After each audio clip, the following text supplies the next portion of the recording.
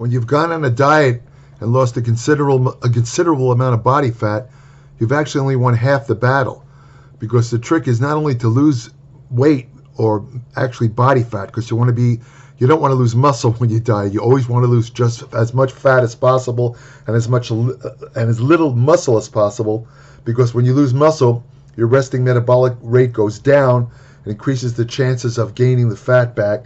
In fact, as a matter of fact, 95% of dieters regain all the weight they lost within 1 year.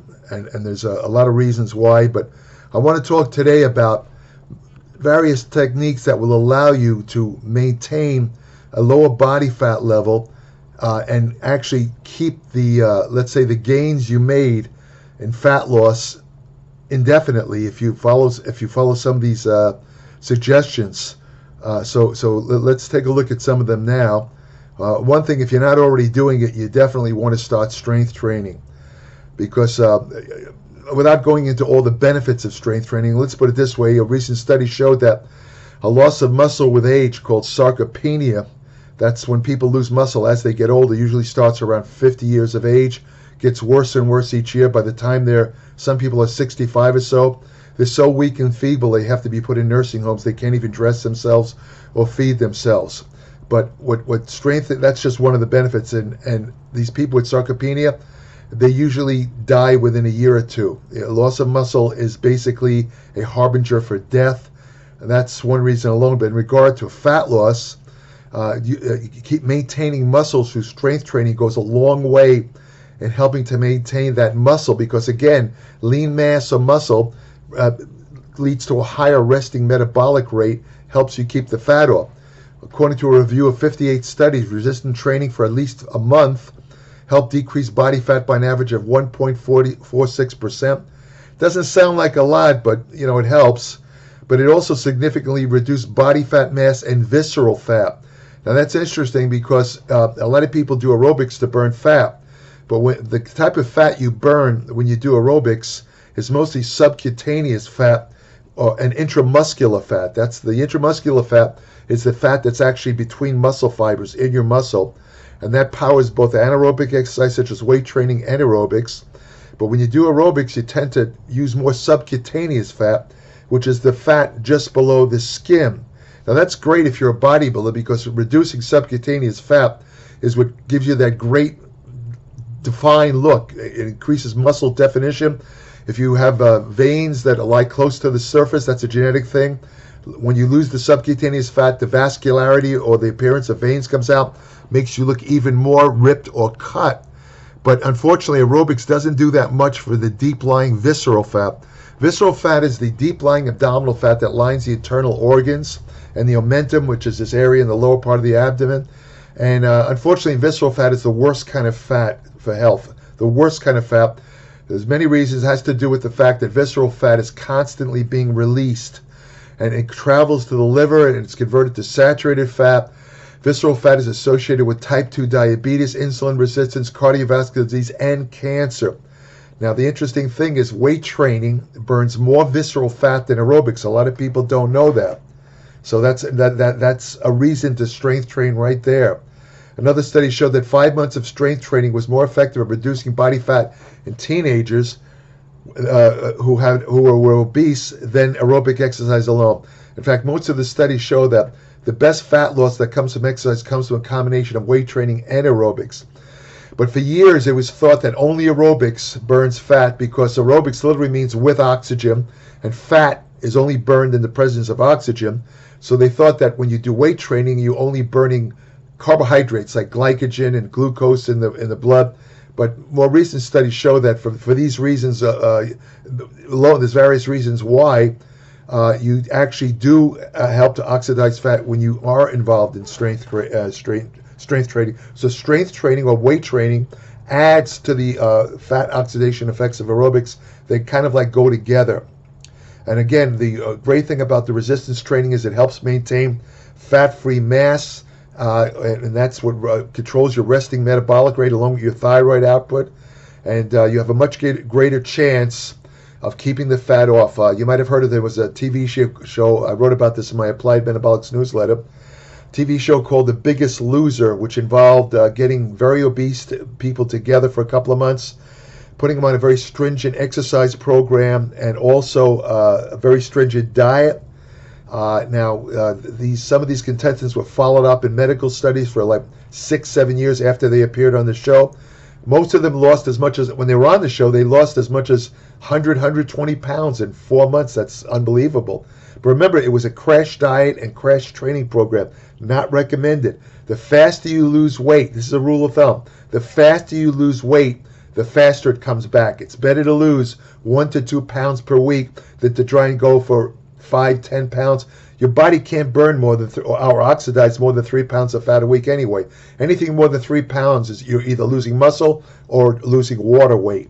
So the thing is, anyway, these people who were followed on The Biggest Loser, all of them, I think all of the contestants they studied, most of them gained the weight back and then some. They not only gained all the weight back after a year or two, but they were fatter than they were before they went on the show, with the exception of a couple of them. The people that kept the weight off, the ones that sustained the body fat loss they got on the show, were people that ate a moderate diet. In other words, they matched their caloric intake to their physical activity needs. And most importantly, they continued to exercise, not in the crazy exercise that they did on the show, where they did like 4 or 5 hours of this crazy running around. They did regular weight training, regular aerobics, moderate training. They kept the weight off. After 6 years, none of them had gained the fat back. Only a couple. The only ones from the show that were able to sustain that weight loss were the people that did moderate diet along with regular exercise. The other people gained the weight back. They returned right back to their old bad eating habits, and they didn't exercise. The fat came right back. And because they had damaged their metabolism, being on the show, doing that crash dieting and that crash exercise program, which was based on no science whatsoever, it kind of like damaged their metabolism so much that they not only gained the weight back that they lost on the show, but they gained additional weight. So in the long run, it was actually bad for them. So another thing you could do that's important to keep the fat off, and I don't have to tell this to bodybuilders, they do it all the time, follow a high-protein diet. You need the protein diet. When you go on a diet, you have to, I don't care what diet you're on, you have to increase your protein intake. That is your main way, that along with exercise, is your main method to maintain lean mass on a diet. If you don't increase your protein intake and you don't exercise, there's a good chance you're going to lose lean mass. And again, the more lean mass or muscle that you lose on a diet, the faster the lost weight's going to come back. So several studies have shown that eating a high-quality protein lowers the risk of excess body fat and obesity. And again, the high-protein diet helps to maintain muscle mass. If you're dieting, you want to get up to 3 grams of protein per kilogram of body weight. That's a little bit extra protein, but you need that. 57% of excess protein is oxidized anyway. So the protein, contrary to what you might read or hear from these idiots on the internet, these pseudo experts who say protein makes you fat because it contains 4 calories per gram. I've been in this business, if you want to call it bodybuilding and fitness, for nearly 60 years. I've seen hundreds, probably thousands of people go on a diet. Bodybuilders, people who don't work out, you name it. Well, not so much people don't work out, but let's say athletes and bodybuilders. And I've yet to see, in all those years and all those people, I've yet to see one single person gain fat from a high-protein diet. Not a single person gained fat from a high-protein diet. So don't believe the crap that you'll read online or on blogs or this stuff about how protein makes you fat. It doesn't happen. They did a study in the Journal of the American Medical Association years ago, and these were sedentary people. They put them on two types of diets, and one of them was an unusually high protein diet. These people didn't exercise, but on the high protein diet, they lost more fat than the people on the low calorie, low fat diet, and they didn't. And none of the protein was converted into fat. In other words, none of them got fat eating even large amounts of protein, even when they didn't exercise. So protein, of course, the protein foods, good protein foods are meat, seafood, eggs, beans, dairy products, milk, cheese. If you're a vegan, it's a little tougher to get the high quality protein because of, unfortunately, the vegan foods like vegetables and fruits, they usually are they don't have as many as essential amino acids as the animal protein foods. There's ways around that. You can take a vegan-based protein powder, pea powder, it's PEA, pea powder, hemp, what is it? There's all kinds of vegetables, even soy. Don't go easy on the soy, though, because when you take a lot of soy protein, for the first 3 months, it could knock out your thyroid. Just for the first, that's if you use excess amounts of soy, not normal amounts. So again, second way to keep the fat off, eat a high-protein diet. Don't overlook the importance of sleep. I've talked about this in past videos, and upcoming in my Applied Metabolics. I have a whole issue devoted to sleep. I mean, the effects that sleep have on health and longevity and everything is unbelievable. It's completely overlooked. When you don't get enough sleep, what happens is you get an imbalance of hormones that affect your appetite. There's a hormone called Greelin that increases when you don't get enough sleep. When I said not enough sleep, I'm talking about less than 7 hours of sleep. If you get less than 7 hours sleep, Greelin levels go up. What is Greelin? Greelin is a polypeptide hormone. It's produced in the gut and elsewhere. It gradually rises between meals, and when it gets to a certain point, you get very hungry and want to eat. This is nature's way of making you eat so you don't starve to death. When you eat a meal, Greelin levels drop like a rock. So when you don't get enough sleep, unfortunately, the Greelin levels go up, and you're going to be hungrier, and it's going to be harder to stay in a diet. Along with the increase in Greelin levels, when you don't get enough sleep, you get a lowering of leptin levels. Leptin is what they call it's basically a hormone released by your it's called an adipokine. It's kind of a fat cell hormone that is released by fat cells. It travels to the brain, and it signals to the brain that the fat cells are replete. In other words, they contain enough fat, and in doing so, it turns off the appetite. So unfortunately, when you don't get enough sleep, leptin levels go down, which the combination of low leptin, high Greelin makes you very hungry, makes it very, very hard to stay in a diet. A 10-year study links sleeping fewer than 6 hours a night to a higher risk of obesity in young women. Another small study showed that getting less than 1 hour of sleep per night led to less fat loss in people following a low-calorie diet compared to a control group. Again, sleep, it adversely affects hunger hormones and increases your appetite and this and that. So you always want to get at least 7 hours of sleep a night if you really want to keep the body fat off. A lot of people will tell you to avoid all fat. I mean, some of these kind of, what do you call them? Some of these vegan experts, very aggressive vegan experts, they tell people, avoid fat, all fats. Don't have any type of fat. They don't differentiate between good fat and bad fat. But the truth of the matter is, a famous trainer, Vince Garanda, told me years ago, he said that fat burns fat, which didn't make sense to me at the time. But a couple of years ago, I came across some research showing that Vince's statement, which was made 50 years before I wrote the article, was true.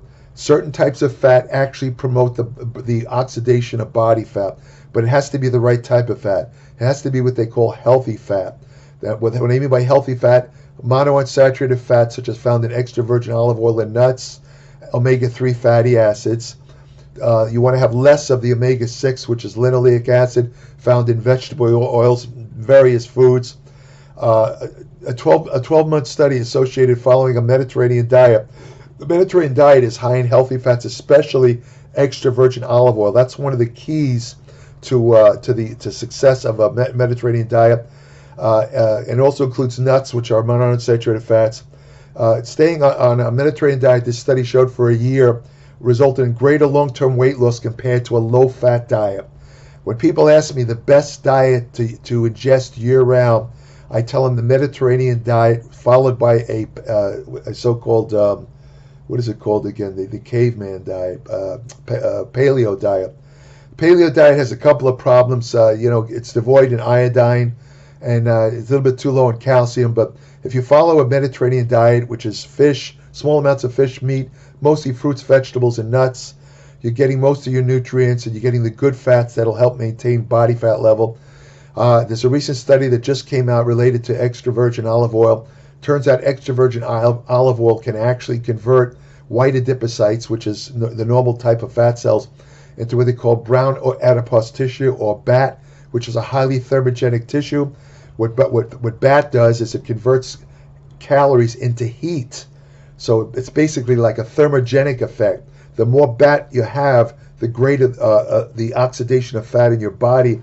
Turns out that extra virgin olive oil is capable of stimulating the production of brown fat. Sodas being exposed to cold temperatures. Like, if you're in let's say a gym, a garage or something, you're training, it's really cold. It's uncomfortable, but what you're doing is you're stimulating the production of brown fat, because brown fat, it's kind of like an internal radiator. It keeps your body warm because, as I said, it converts calories into heat. Thermogenic, it's called. So anyway, the type of fat you want to avoid are, you don't want to go crazy on saturated fat. You can have some saturated fat, but if you can have more if you're on a low carb or ketogenic diet, because when you're on a low carb or ketogenic diet, the saturated fat that you ingest is just burnt up as energy because you're not taking any carbohydrates. The body will burn up the saturated fat you eat. But otherwise, you want to keep, too much saturated fat, unfortunately, is associated with insulin resistance, which will make it harder to keep the fat off. So you want to avoid too much saturated fat. You also completely want to avoid trans fat. You can tell a food that contains trans fat because the ingredient label will say partially hydrogenated vegetable or something like that. That's trans fat. It's garbage. Trans fat interferes with protein synthesis. It interferes with fat oxidation. It's awful stuff. The good fat sources include, as I said, extra virgin olive oil. Coconut oil is saturated fat, but it's not too bad. Avocados is monounsaturated fat. Nuts, monounsaturated fat. Seeds, monounsaturated fat. These are good fat sources. Also, you want to make sure you drink enough fluids. Fluids help you to lower the appetite. You want to avoid, of course, sugar-sweetened beverages. Never drink sugar sodas like Coca-Cola. There's nothing wrong with Diet Coke except for the phosphoric acid content. Phosphoric acid is a form of phosphorus. It's found in Diet Coke. Unfortunately, if you're not getting enough calcium, if you drink a lot of Diet Coke, it can exacerbate the lack of calcium in the diet and can lead to bone loss. So you got to make sure you're ingesting enough calcium. If you're not going to eat dairy foods, take a calcium supplement like calcium citrate. Green tea is an excellent beverage to drink. It's loaded with antioxidants and polyphenols. Again, there's the principle of hormesis applies, meaning something that's good in small amounts tends to turn bad if you go past a certain point. That's true with green tea. Some people have a genetic, what they call a polymorphism, where when they drink green tea, unfortunately it causes liver damage to the extent where some people have had to have a liver transplant. But you'll know it, right away if this is your problem. You'll start to have symptoms. It's very rare. It doesn't occur in most people. And if you have the green tea with food, it usually prevents that effect. To excess green tea, I'm talking like 14, 15 cups a day, would probably interfere with the thyroid hormone, also thyroid hormone production. So you don't want to go crazy on green tea, but otherwise it's very healthy. One small study of 14 young men who drank a pint of water before a meal, they had increased feelings of fullness, reduced hunger, and they decreased the number of calories eaten during the meal. If you drink an 8 to 12 ounce glass of water right before a meal, a couple of studies have shown it actually produces a thermogenic effect, which is equal to taking ephedrine, which is a popular fat loss diet. Why does water do that? When you drink water like that, it stimulates the release of catecholamines, epinephrine, norepinephrine. These particular hormones interact with fat cells, causing the fat cells to release their body fat. So drinking water between good meals, and you also want to drink if you like coffee, drink coffee by all means. The caffeine in coffee also stimulates the release of catecholamines, which will also help to mobilize fat. So there's another thing you want to do. If you want to keep the fat off, you got to eat fiber. Fiber, for many years, it was the only thing fiber was thought to do. It was thought to do two things. there's two kinds of fiber. One is insoluble fiber. The other is soluble fiber. Insoluble fiber is found in stuff like bran, whole grains, soluble fibers in fruits, oatmeal, that kind of thing. Insoluble fiber was thought to prevent constipation, which it does. Soluble fiber does a number of other things. It actually helps to lower blood lipids such as cholesterol, low LDL, which is related to cardiovascular health. But the soluble fiber also feeds your intestinal microbiome. And this is what makes dietary fiber more important than ever, because it's the primary food for the intestinal microbiome. The intestinal microbiome is the population of bacteria, fungi, other organisms that exist in the colon that affect everything in the body. There's so many things to say about the intestinal microbiome. I could talk about it for 5 hours. Suffice to say that 99% of your immune function has to do with a relationship between your immune cells and the intestinal microbiome.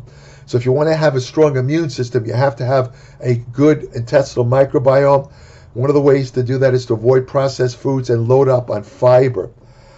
Fruits and vegetables, beans, whole grains, nuts, seeds, these all contain fiber. A study of 345 people tied eating more fiber to increase weight loss and improve dietary adherence. I have an upcoming article. Fiber is so important that I'm going to do a feature in my Applied Metabolics newsletter, probably in the next couple of weeks, where I'm going to talk about all the nuances of fiber, how it affects your health. It's unbelievable. I was shocked myself when I did the research. I'm going to especially go into how fiber helps you lose body fat. It's too extensive to talk about here, but let's just say right now, if you want to keep the fat off after going on a diet, make sure you increase your dietary fiber intake. You want to aim for a minimum of 30 grams a day and up to 60 grams.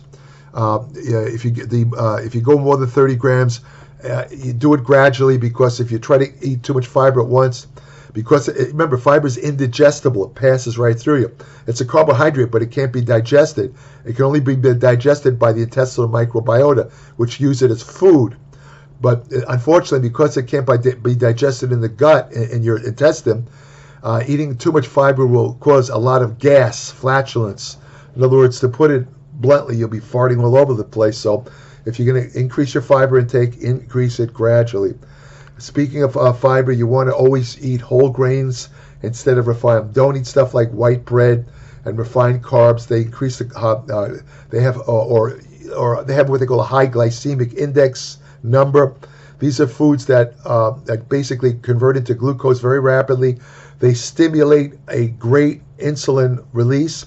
The problem with that is when insulin is released, body fat is either maintained or synthesized, because insulin is a storage hormone. Remember, insulin will either maintain or synthesize body fat. So you want to control insulin. The way to do that is not to eat refined grains, refined sugars. You want to avoid all that stuff, and that will keep your insulin under control. You want to go easy on pasta. If you like pasta, eat it al dente, meaning where it's kind of not cooked all the way. There's a trick with either rice or pasta that'll really help a lot. What you do is you cook your rice, your pasta, and rather than eat it right away, you put it in your refrigerator. You let it stay there overnight, and what's going to happen is the carbohydrate in the pasta or the rice will turn into a type of carbohydrate called resistant starch. And the key factor about resistant starch is that it's excellent food for the intestinal microbiome, and it cuts down the carbohydrate content of pasta and rice by 50%. 50%. You keep in the refrigerator and just reheat it, and you'll have 50% less carbohydrate. A lot of people don't know. It's a nice little trick. Of course, cookies are fat and carbs. Keep away from them. The junk. Another way, of course, you always want to increase. I mentioned earlier about weight training, but you always want to include cardio or aerobic exercise, because that's actually the fat burning exercise. As I said, fat burns in the presence of oxygen, and aerobics literally means with oxygen. A review of 15 studies showed that aerobic exercise decreased belly fat in middle-aged women. Aerobic exercise in older people actually increases muscle mass, decreases belly fat, and reduces waist circumference. Most research recommends 150 to 300 minutes of moderate to vigorous exercise per week, or about 20 to 40 minutes of aerobic exercise each day. Examples include running, walking, cycling, swimming. I prefer the elliptical machine because I have severe arthritis in my knees. I do the elliptical machine and I do stationary bike, 15 minutes each, 30 minutes. I mentioned before about caffeine. So, again, if you like coffee, drink coffee. It'll actually help you, mobilize fat. Another type of aerobics to try is high-intensity interval training, which basically involves where you would do, let's say you're doing a treadmill. You do it at a real high intensity for a couple of minutes, and then you lower the intensity for about 2 or 3 minutes. Then you go back to the high intensity. You do this off and on for anywhere from 20 to 30 minutes. It tends to raise the resting metabolism more than moderate aerobics. However, a recent study that compared high intensity interval training to moderate or steady state aerobics found that they both burned around the same amount of fat. But from a cardiovascular standpoint, high-intensity interval training is more convenient because 20 minutes of high-intensity interval training, as far as benefit for the heart, equals 90 minutes of moderate steady-state aerobics as far as conditioning goes. You also probably want to consider adding probiotic supplements because the probiotic supplements, again, they help to maintain the balance of bacteria in the intestinal microbiome. One small study showed that taking prebiotic supplements help people following a high-fat, high-calorie diet keep the fat gains low. The type of probiotic that's most associated with keeping the body fat low is the lactobacillus type of bacteria. And when you buy a probiotic, make sure it contains at least 10 strains. And at least maybe 10 billion colony forming units, or CFUs. Anything less than that won't do anything. You also could try very popular today, intermittent fasting.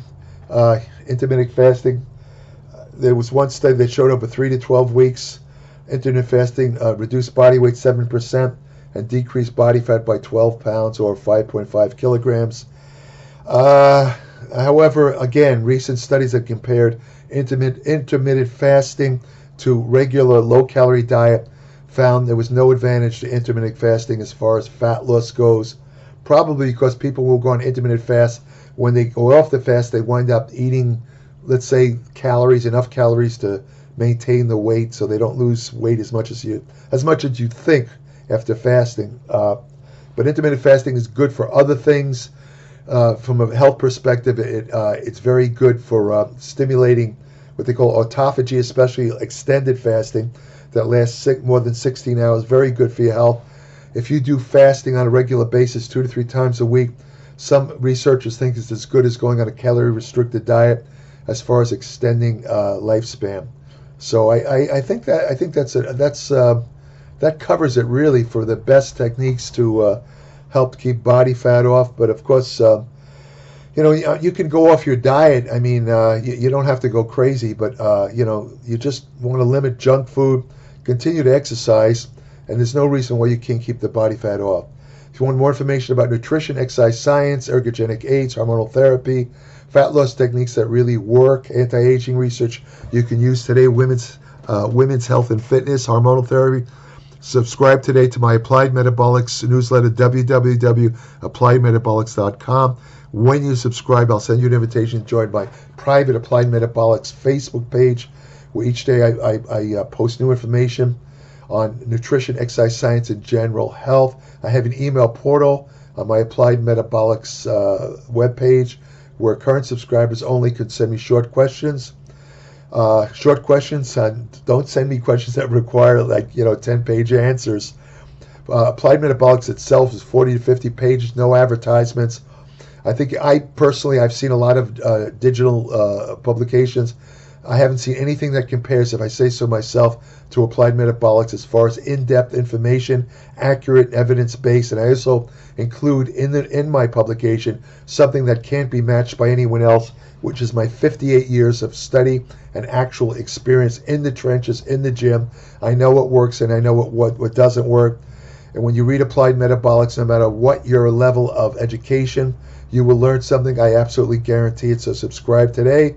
www.appliedmetabolics.com. If you want to have the best friend you'll ever have, go to your local shelter, adopt a dog. Take care.